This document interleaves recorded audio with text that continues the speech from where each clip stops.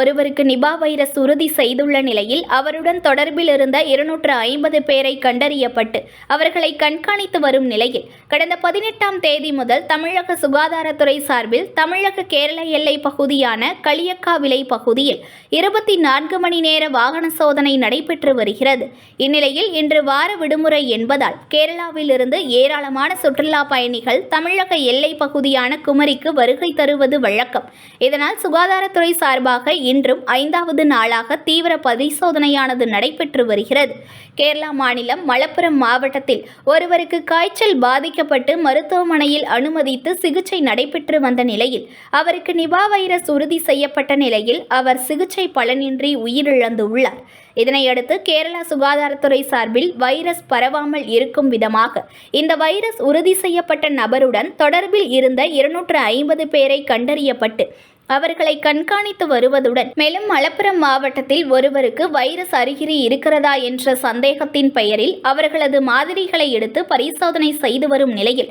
தற்போது கேரளாவிலிருந்து தினசரி ஆயிரக்கணக்கான மக்கள் குமரி வழியாக தமிழகத்தின் பல்வேறு பகுதிகளுக்கு தினசரி அரசு பேருந்துகள், இருசக்கர வாகனங்கள், தனியார் வாகனங்களில் செல்வதால் குமரி தமிழக கேரள எல்லை பகுதியான களியக்காவிளை பகுதியில் தமிழக சுகாதாரத்துறை சார்பில் கடந்த 18ஆம் தேதி முதல் கேரளாவில் இருந்து வரும் வாகனங்களை சோதனை செய்து இந்த வாகனங்களில் வரும் நபர்களுக்கு காய்ச்சல் பரிசோதனை செய்து வாகன எண்களை குறித்து கொள்வதுடன் எங்கிருந்து வருகிறார்கள், அதேபோல தமிழக எல்லைக்குள் எந்த பகுதிகளுக்குள் செல்கிறார்கள் என்பதையும் கேட்டறிந்து குறித்து கொள்கின்றனர்.